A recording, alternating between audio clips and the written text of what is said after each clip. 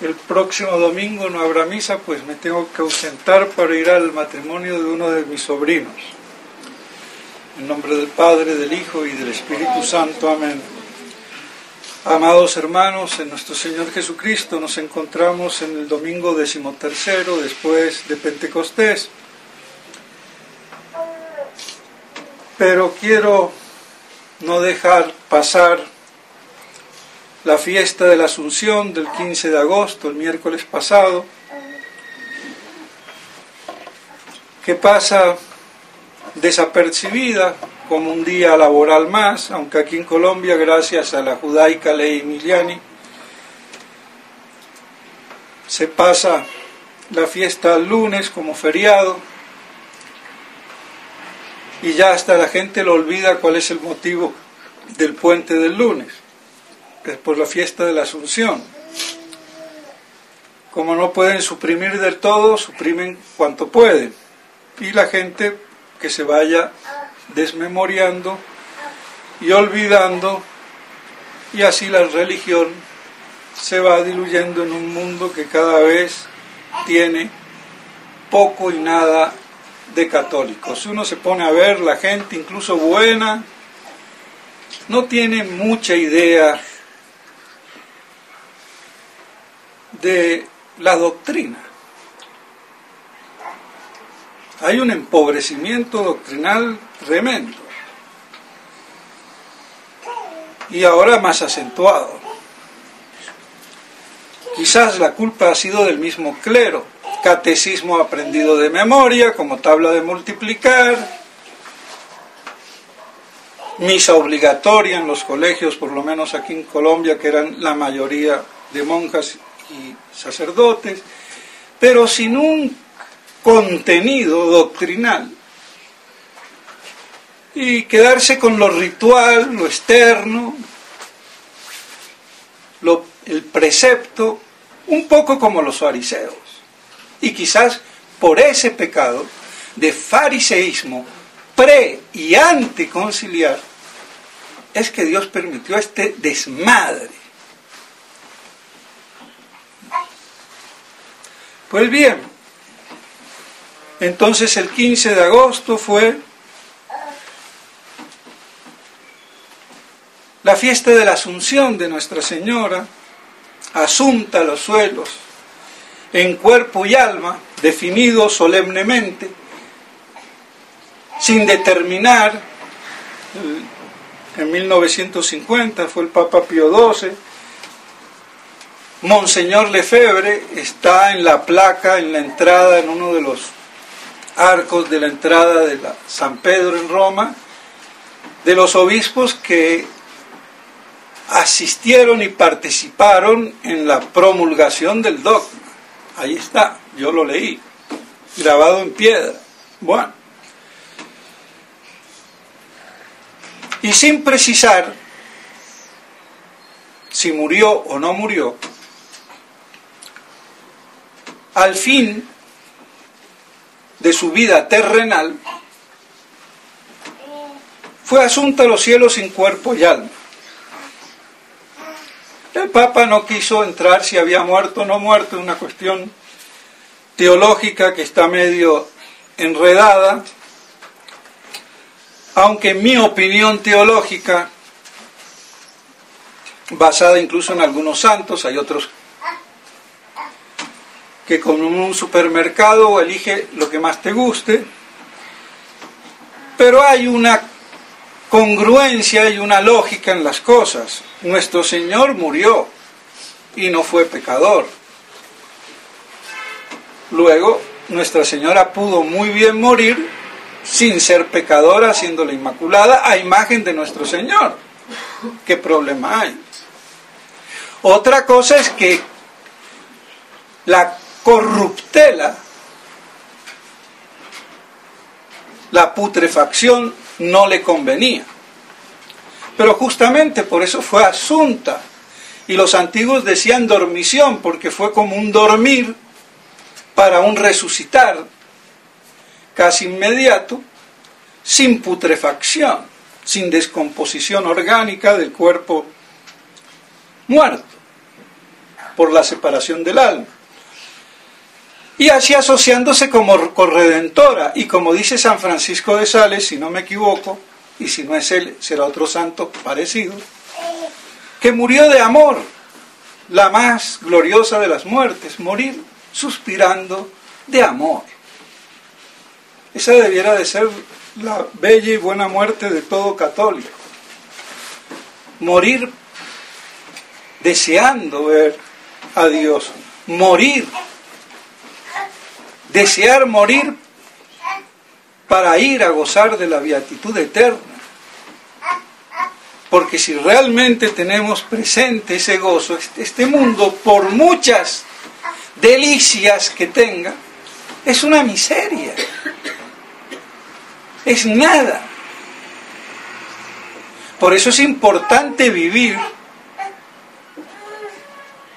pensando en el salto trascendental después de la muerte, y no estúpidamente como el que cree que riquezas, avaricia, poder, mandar, mangonear, y eso es paja.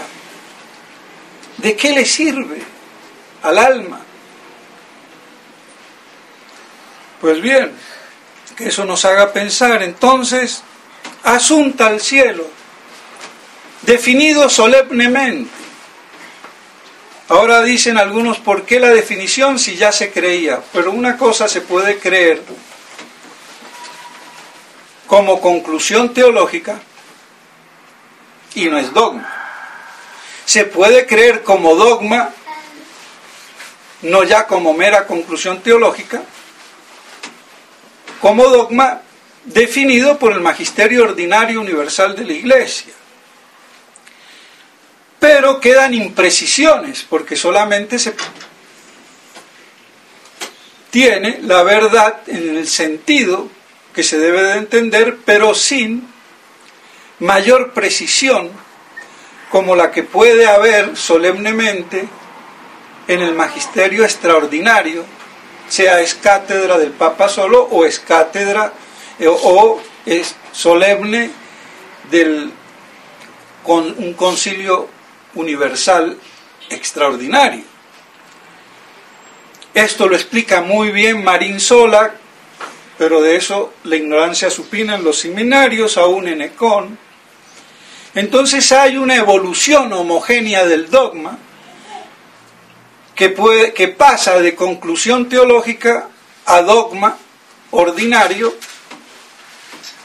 por ser un dogma no solemne, pero sí promulgado por el magisterio ordinario universal de la Iglesia, y después ya el solemne, sea por el excátedra o el concilio universal, que ambos son las dos versiones solemnes del magisterio extraordinario, donde se precisa con fórmulas, con palabras, como transubstanciación, está definida la palabra.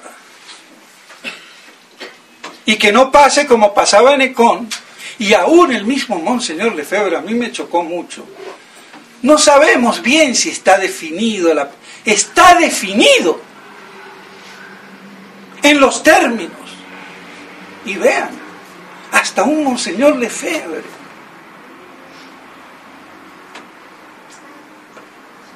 Es increíble.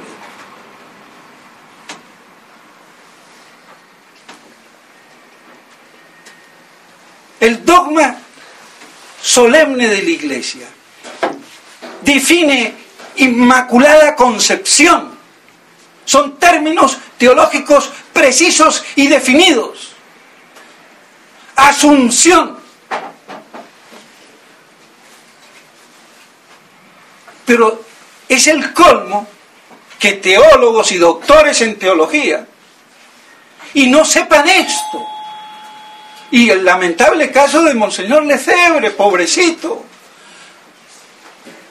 No sabemos si cuánta cura es magisterio infalible. O el sílabus, porque era un apéndice. El sílabus está definido. Aunque sea un apéndice, por Dios. Pero esa es la mentalidad racionalista, francesa, enciclopedista, que ha invadido, y con la falta de doctrina y de una teología que viene espuria desde hace muchos años, pues claro, hasta los hombres más doctos y más santos se dejan enredar. Y así la religión se vuelve en una ritualidad puramente externa, sin contenido doctrinal. Y a los fieles les encanta que le hablen así a lo Kempis con el violín, el afecto, y la doctrina que se la lleve Maimón. Pues no. Y hay que predicar con doctrina. Y no hay devoción verdadera sin doctrina. Devoción sin doctrina es pietismo protestante judaico. Y que en piano, si me apuran. Y que rechine y que salte el que quiera. Y que lo haga con categoría. A ver si puede. Estos abusos increíbles, que pareciera que no supiéramos dónde estamos parados. Y claro, así se cambia transignificación o transfilanización por transubstanciación y viva la pepa. Entonces de ahí la necesidad para excluir cualquier cosa que pueda empañar el dogma que se lo define, cristaliza con términos precisos, para que queden ya estereotipados como paradigmas inconculcables y no queden subjetivamente dudas o errores. Y por eso fue promulgado solemnemente, aunque ya se creía universalmente en la iglesia. Pero estas cosas no se enseñan ni aún en Ecón. Y que le vaya un palo a los doctores y teólogos de Ecón y de la Reja, como el padre Calderón, que lo que tienen es fama, pero fama es de ¿qué? De bueyes. Castrados mentalmente. Perdónenme. Y por eso hay que mantenerlos a raya. Y hay que mantener el honor de la doctrina con altura y teología. Por eso la partida de obispillos mal formados, incluso dentro de la tradición, y no solamente los modernistas. Porque son tan analfabetos teológicamente los unos como los otros. Y si no, a ver qué obispo de los que hoy circulan dice y proclama estas cosas. Entonces, con el dogma de la asunción de Nuestra Señora por ser la Madre de Dios, la Inmaculada Concepción, la plenitud de la gracia, todas las glorias de María vienen de la maternidad divina, por ser la Madre de Dios. Y por eso es inmaculada. Y por eso es después asunta. Por eso es coronada.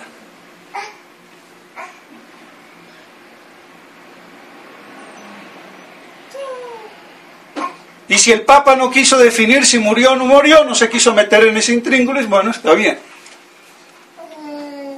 Pero no hay ningún problema en que murió como nuestro Señor para asemejarse a Él, siendo pura y virginal, y así también ser corredentora y resucitar gloriosa en el cielo, coronada como reina y emperatriz de todo lo creado, y como coronación de su Inmaculada Concepción, y de todas las gracias que recibió a través de su existencia aquí en la tierra. Y esto aquí ya con la glorificación de la beatitud eterna.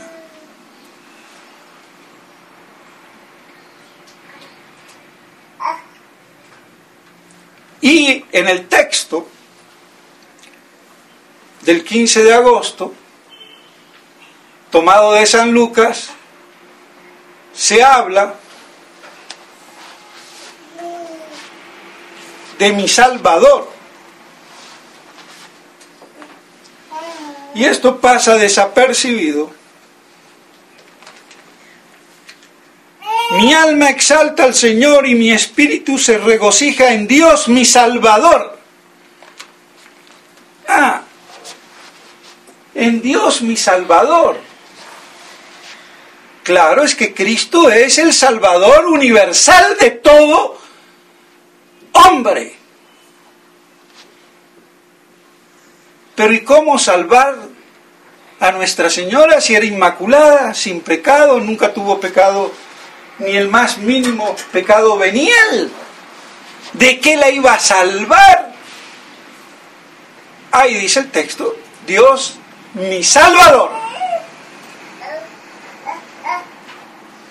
Y entonces, ¿cómo se conjuga? Inmaculada concepción, pura, plena de gracia y Salvador.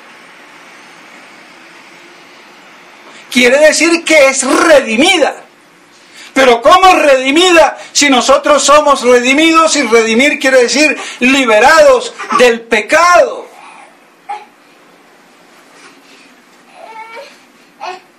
Entonces, ¿qué problemita teológico hay, no? Entonces, ¿qué pasa? Aquí es donde entra la doctrina, la teología, y que hay que enseñársela mínimamente por lo menos a los fieles para que no se trabuquen. Pero como los curitas ni saben, entonces ¿qué le van a explicar a los fieles? Nadie da lo que no tiene.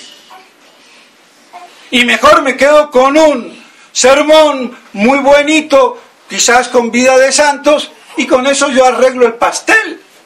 Sí, cuando viene el lobo, Caperucita Roja, se le cayó la capucha. Entonces, ¿cómo Nuestra Señora va a poder rezar el Padre Nuestro? Perdónanos nuestras deudas, porque tuvo deudas. Pero ¿cómo va a tener deudas? Ser redimida del pecado si no tuvo pecado.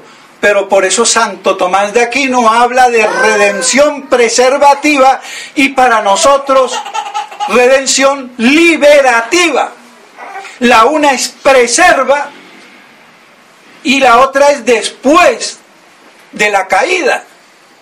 ¿Y por qué preservativa en Nuestra Señora? Por ser la Madre de Dios. ¿Y de qué la preservó? De la carne que venía de Adán, manchada por vía de generación, y que al infundirse el alma creada por Dios, esa carne manchada mancha el alma y así se transmite el pecado original. Si no hubiera sido manchada por el pecado original, esa carne vendría santificada en gracia y al unírsele el alma, queda santificada el alma. Esa era la vía primitiva, pristina, primigenia, que después fue torcida por el pecado de Adán. Y hasta los judíos, rabinos sabios, no todos, pero pensaban que antes de que Adán pecara, un ángel cogió un pedacito de la carne de lo que fuera de Adán y la fue transmitiendo hasta que llegó a Santa Ana, y de ahí entonces por eso era inmaculada.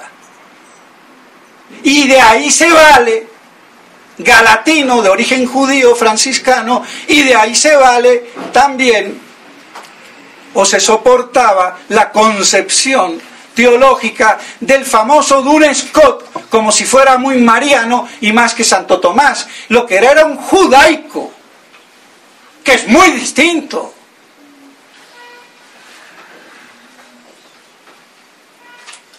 Y a Santo Tomás, la misma escuela tomista, mal llamada tomista, le endosan también el cheque falso. Santo Tomás se equivocó.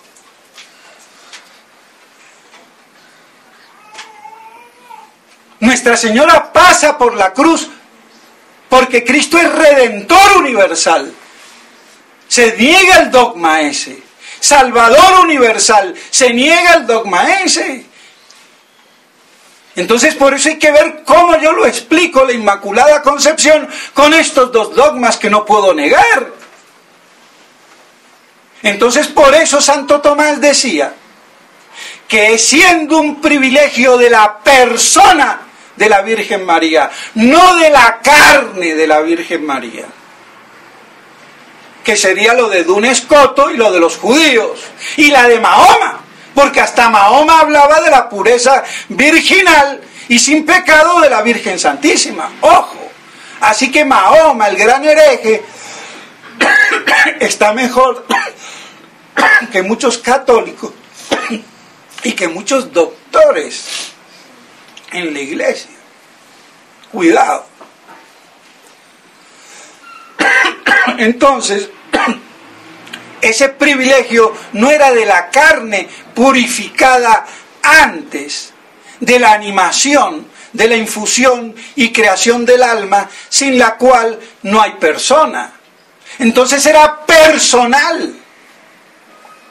Entonces por eso Santo Tomás hablaba de un post, de un después. Pero los brutos y aún tomistas, y dentro de ellos Garigula Gran, lamento, que tiene muchas cosas buenas, pero aquí mete la pata como un burro animal, y al pan pan y al vino vino. No lo entienden, sino temporalmente, y no lo entienden de origen, metafísicamente, de orden, como si yo digo la primera persona y la segunda persona, y no es que Cristo sea después del Padre, ni el Espíritu Santo tercera persona después de Cristo. ¿Ven la burrada? Es un después, pero es no temporal, sino de orden, de procedencia, de origen.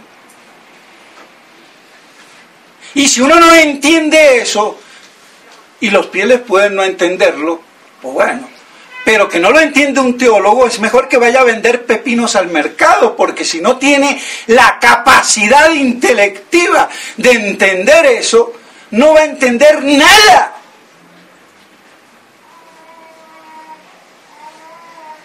Así de claro.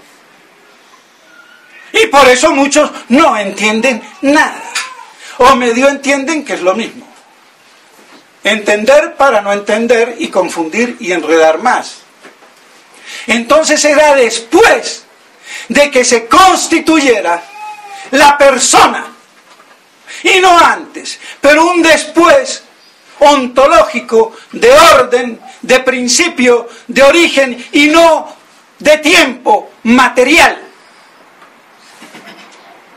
Entonces tenía que estar constituida la persona por la infusión del alma, y en ese mismo momento persona de la Santísima Virgen e inmaculada, purificándose así esa sangre que venía manchada genéticamente. Porque San Joaquín no la miró a Santa Ana y así concibió, como pensaba el padre Barriel, muy bueno, muy santo, pero muy bruto. El pecado de Adán fue que tuvo unión sexual con Eva, porque lo que quería Dios era que la mirara y quedara preñada. ¡Pedazo de bruto! ¿Cómo vas a decir semejante idiotez repetida por los gnósticos? Y el padre Barriel, un santo hombre, patriarca de los ejercicios espirituales, con el padre Valer. Entonces miren el desastre. cuando no se tiene cerebro y se es sacerdote. Es una desgracia.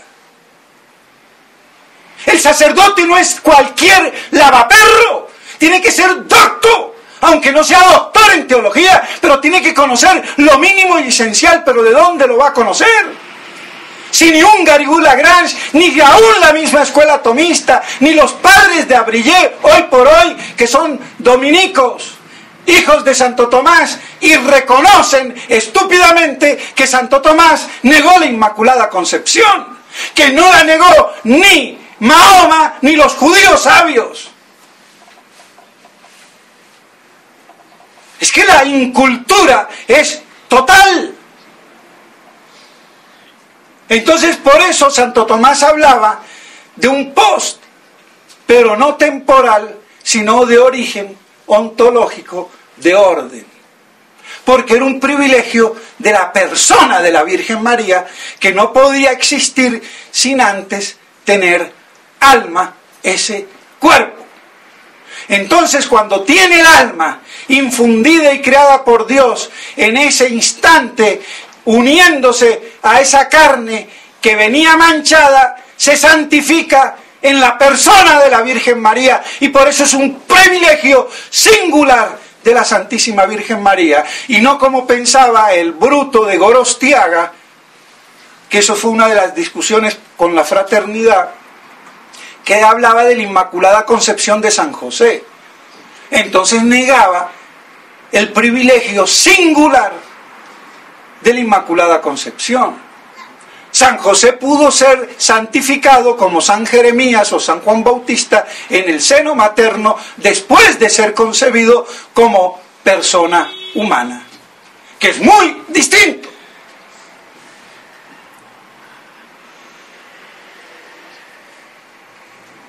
Y como aquí hay elementos no solamente metafísicos, sino también de orden biológico, que se enredan con la cuestión del aborto, que no conocen lo que es venir por vía de generación, y no conciben que hay una modelación biológica hasta que viene el alma creada a ser infundida. Porque el alma es la forma de un cuerpo orgánico, no inorgánico, no es de una piedra, ni aún la leña, la madera de la cual sale la leña, y con la leña yo hago fuego. Si la madera está verde, yo no hago fuego hasta que no se seca. Tiene que estar preparada, apta, próximamente para recibir la forma. Eso es lo que pasa biológicamente con la genética. Y por eso Santo Tomás distinguía entre concepción activa y pasiva. Pero ahora, como quieren tener la persona en el mismo instante de la concepción activa, cuando los papás están cuchicheando, para que me entiendan, ya hay persona. Pues no, porque hay una genética biológica de preparación a través del alma vegetativa, que no quiere decir vegetal, sino vida de crecimiento, animal de sentido, sentir y moverse, irracional de inteligir. Y el alma asume esas funciones vegetativas y sensitivas. Y no es que haya tres almas, sino una sola alma, que tiene la triple función: vegetativa, animal y racional. Esa es la teoría helimórfica de Santo Tomás de Aquino. Ah, pero entonces, ¿qué pasa con un aborto? Claro que hay un crimen, y para que haya un crimen no tiene que haber una persona. Basta que sea un ser humano en gestación. Si yo destruyo la semilla, estoy destruyendo un árbol.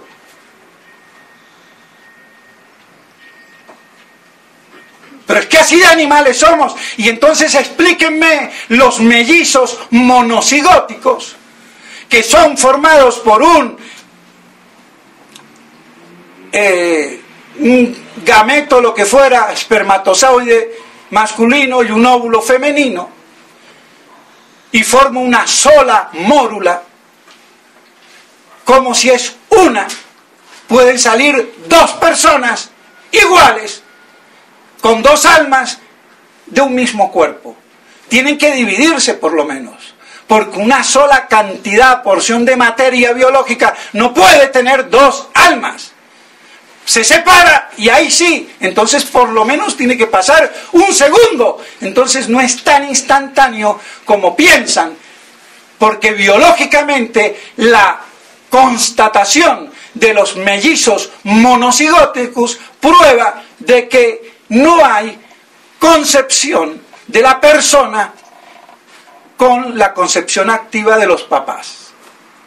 Así de claro y de conciso.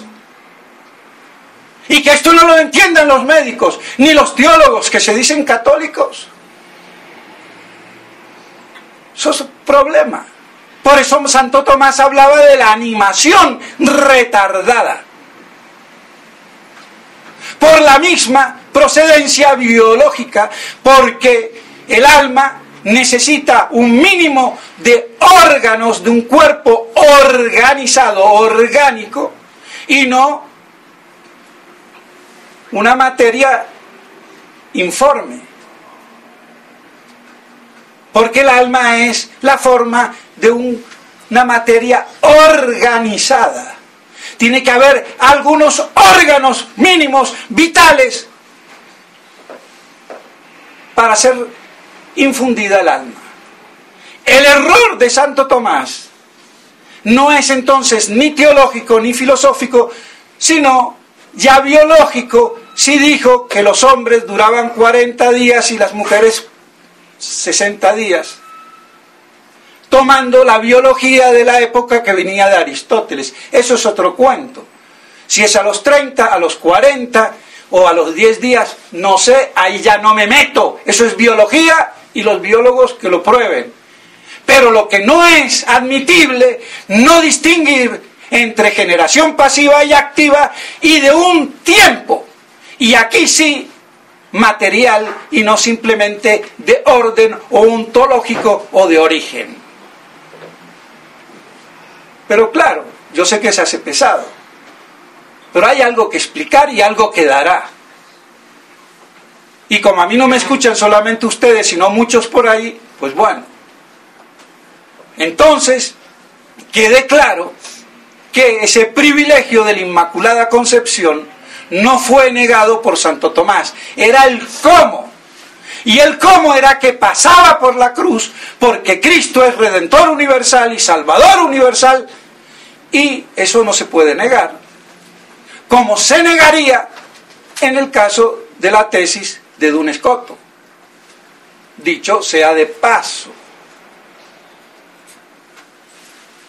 Y no sería un privilegio de la persona de la Virgen María, sino de la carne.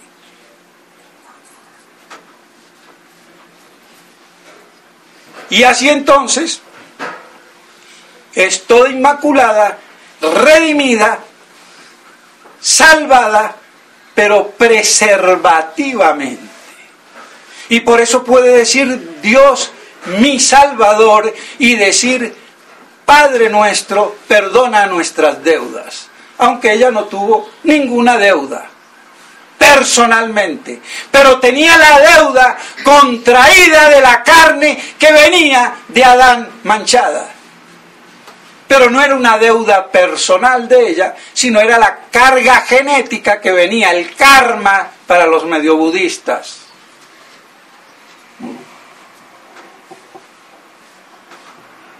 Entonces, más o menos, esa es la explicación para que medio entendamos.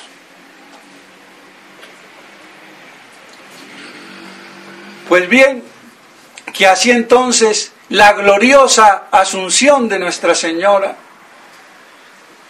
teniéndola ella por madre, ¿cómo no va a ser un amparo de nosotros, pobres pecadores, sabiendo que tenemos una madre en el cielo. Y que si nos comportamos como hijos, aunque a veces mal criados o malcriados, pero bueno, ella como buena madre nos cobija y nos protege bajo su santo manto. Y eso es lo que el protestantismo judaico y masón quiere destruir. Y por eso es una bendición que los países católicos de cultura y tradición católica tengan una profunda y filial devoción a la Santísima Virgen María como Madre nuestra, porque es la Madre de Dios, de nuestro Señor Jesucristo, y nosotros somos hijos adoptivos y Él es como nuestro hermano mayor. Entonces vemos qué maravillosa protección divina del cielo tenemos cuando nuestro Señor nos da a su Santa Madre como Madre también nuestra. En nombre del Padre, del Hijo y del Espíritu Santo. Amén.